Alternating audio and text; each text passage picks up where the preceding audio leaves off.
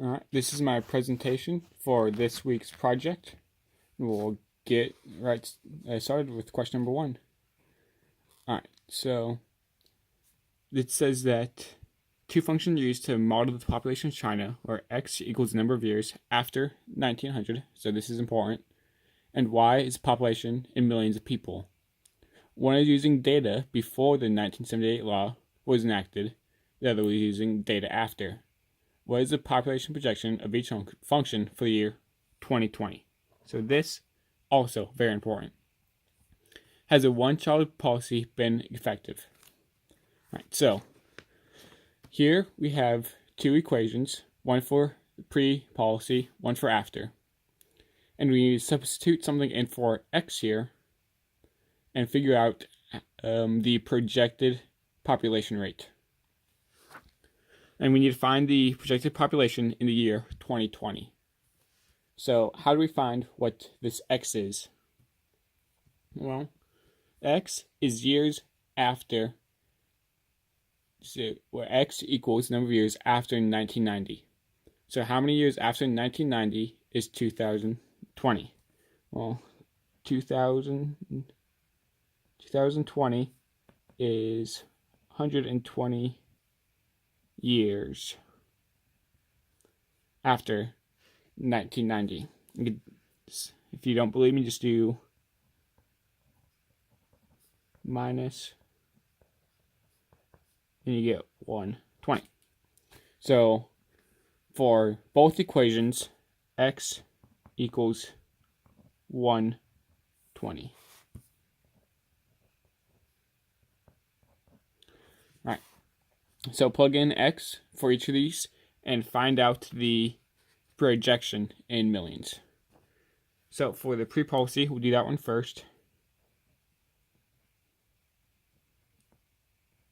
Pre-policy. Alright, so we have y equals 200.28 e to the power of 0.0203 times 120. Alright, so we need to work this out. First, let's combine this up here. So now we have y equals 200.28 e to the power of 2.436. All right. So now, simplify further. Y equals 2,288.65. But this is in millions, so you have to remember that for later. 2,288.65. Remember, this is in millions. That will come into play later. Right, so for the post policy,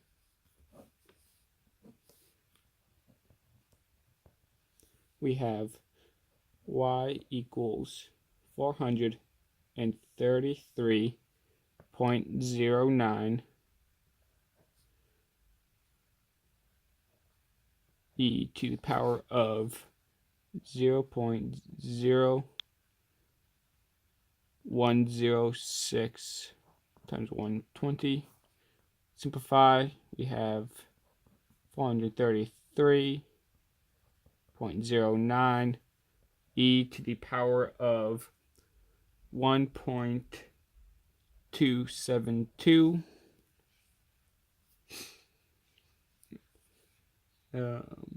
What we want to do now, simplify further. So we have y equals 1,545.26.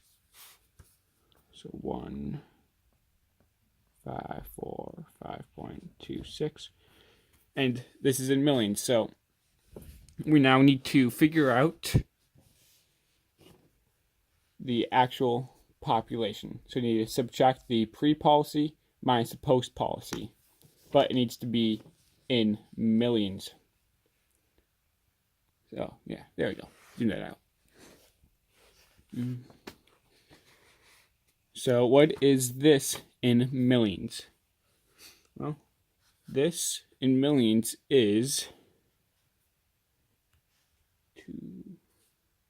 2,288,650,000 minus the post, which this in millions is 1,400,000,000.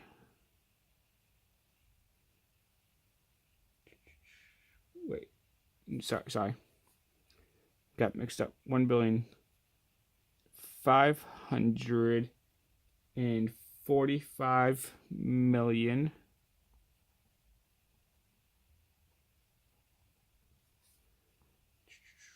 260,000. Sorry, I have my notes on the side and I read them wrong. Alright, so we need to simplify this, and this comes out to 743,390,000. Alright, so that means E is our first clue. Alright. Next, scene 2. After taking a Muay Thai class, the natural ones stored their entire supply of ankle supports and shin guards. So, all this switching between striking and gap running reminds me of the amazing advanced math teacher and switch between logarithmic and exponential form. I'm sure you can imagine. So we need to figure out t by switching back and forth between logarithmic, exponential, back to log, back to exponential, and found into a logarithmic equation and simplifying. So now we start off with let me do that. There we go. Starting off with log 2 times q equals 4. Alright, so log 2q equals 4. We want to use the cloud method. And this means that log 2q equals 4 is the same as 2 to the power of 4 equals q, and that means 16 equals q. So we now that we know that, we can go up here to q to the power of p. We're going to do the same thing, use the cloud method, bring it up, and that leaves us with, so if we have 16p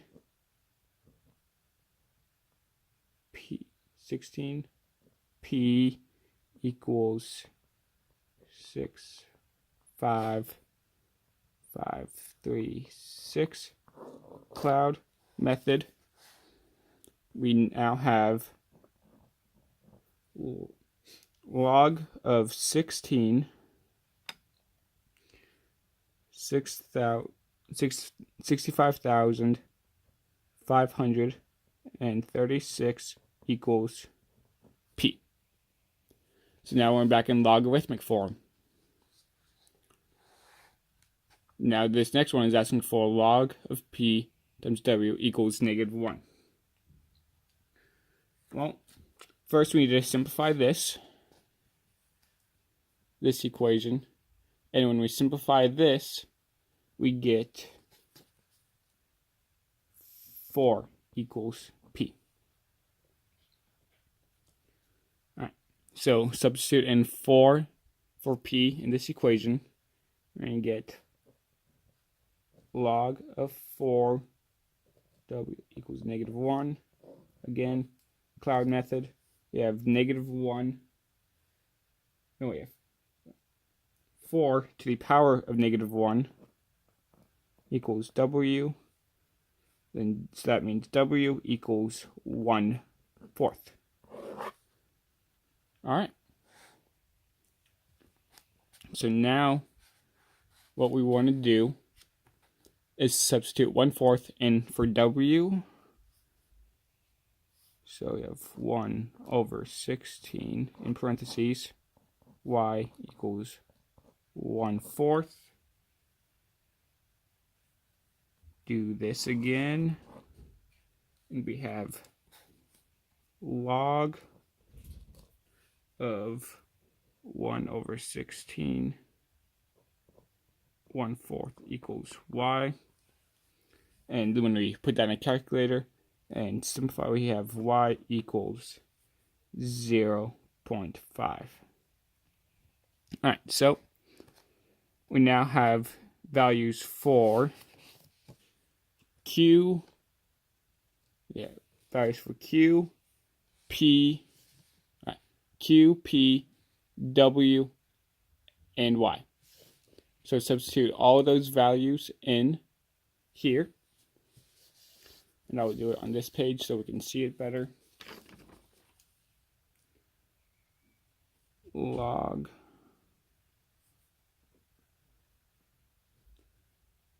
of 16 to the power, no, sorry, I lost my spot. 16 times 1/4 in the subscript, and then 4t above equals -4 and then 0.5. Alright, so simplify.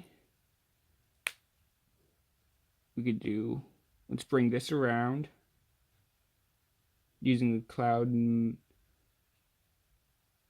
Alright, so yeah, okay. Sorry, I'm getting ahead. We want to simplify, so we have log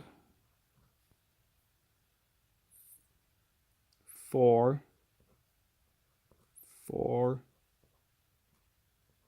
t equals -2. Use the cloud method. And we have 4 to the power of -2 equals 4t.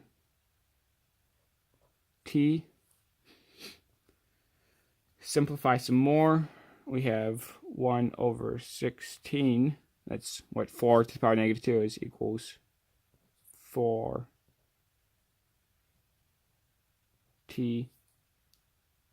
And so t equals 1/64. Because when we have 1/16 equals 4 times t, we divide each side by 4. That means, so 1/16 divided by 4 equals 1/64. So now we have values for E and T. Those are the two clues that we have as of yet. Alright. So next, we have this problem. Alright. So there's an investment of $1 million for 5 years, which provides the best return. Whichever bank has the best return, that is our next clue. Right, so what we want to do is use either one of these two formulas, depending on the problem, and find the value of A. So just for the sake of time, I figured all of these out beforehand, and I'm going to show you the answer. the answer is this one right here.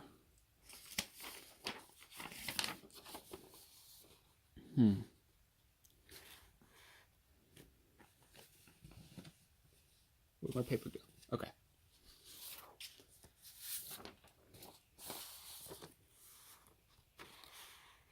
This says 4.97% interest compounded monthly for a year. So we would want to use this equation.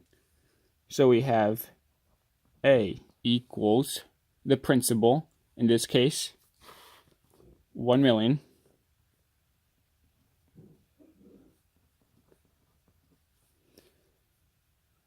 times 1, which is in the problem, plus R. R is the annual interest rate as a decimal. So as a fraction, it is 4.97. As a decimal, that would be 0.0497 over N, or the number of times compounded in a year. This is compounded monthly, so 12 months in a year,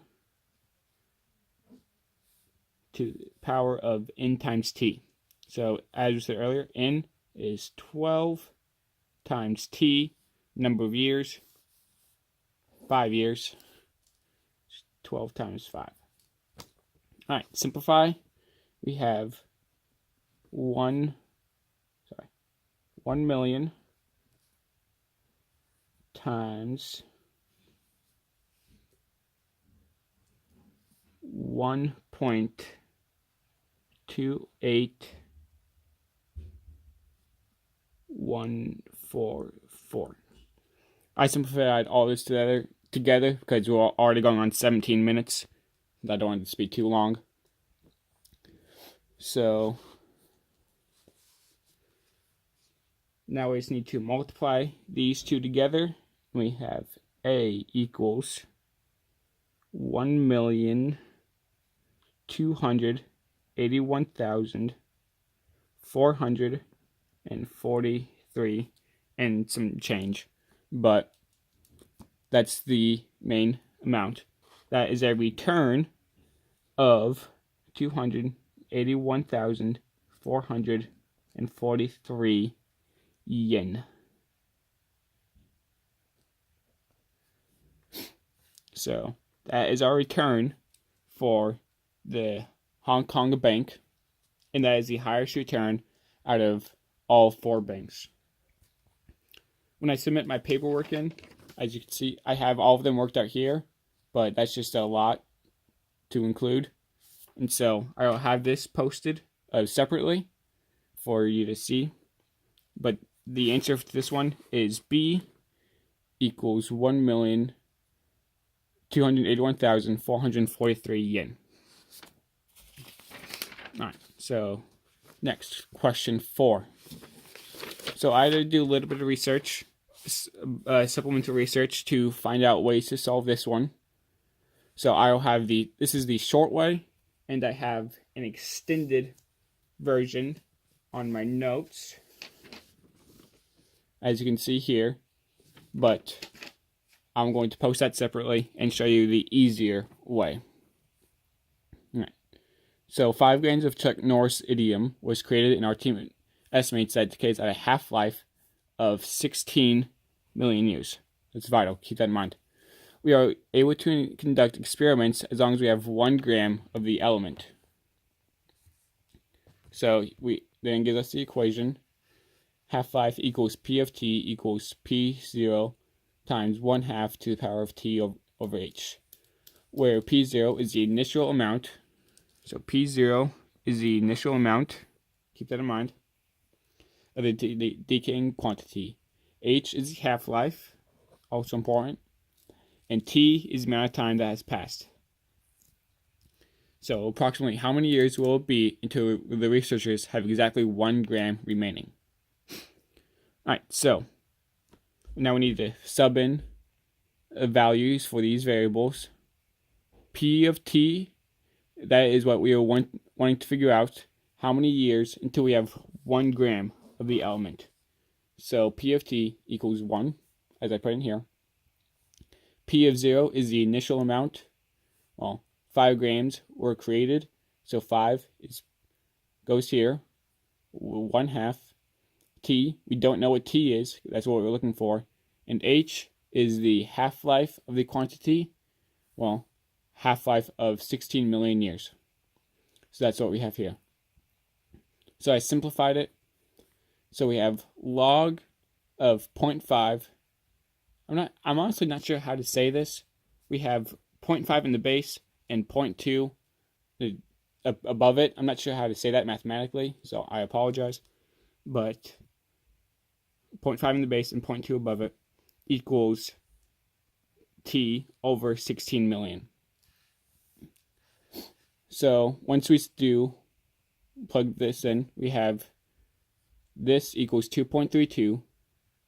So now we have 2.32 equals T over 16 million.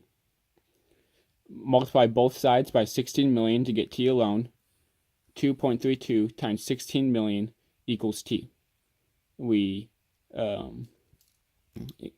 simplify that, and it gets us 37,150,850. So I is the clue for this answer. And like I said earlier, I will have the extended version on my notes, but this is the simplified, so we could pass the time quicker. All right. Scene 5. Now we need to figure out which of the logarithmic laws are correct. Well, this one is correct because if you remember when we were adding laws, it's the same as multiplying. 2 times 4 equals 8. So log base 3 of 2 plus log base 3 of 4 equals log base 3 of 8. This one is wrong though. Remember, the exponent should go behind the log, not the base. That's why this one is wrong. This is correct. Remember, subtracting is the same as dividing logs.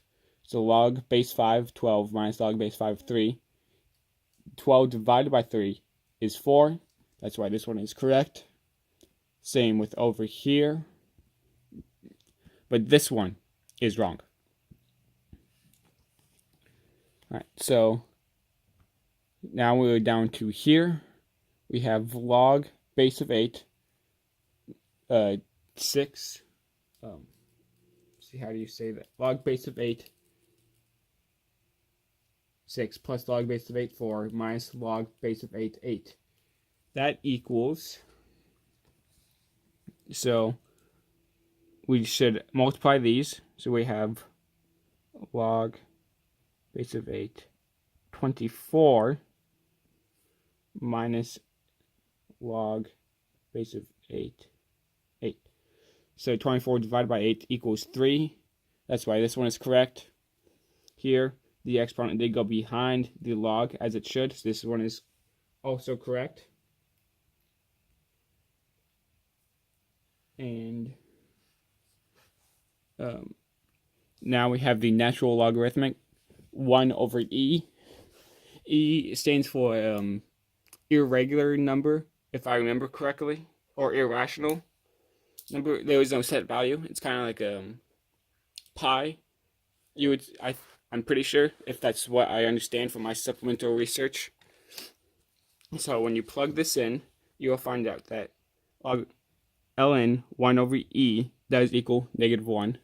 That's why s equals 19 is the clue. And again, I have the extended version on my notes, but it's just a lot to get into for a 25-minute video already. So I will post that separately as well. And then finally, we have question number 6. Alright, so geologist Charles Richter defined the magnitude m of an earthquake to be m equals log I over s. Well, I is the intensity, and s is the intensity of a standard. Well, for our purposes, 1 is standard because we're not given anything else later in the equations. So just remember that from here on out, S equals 1. Sorry about that.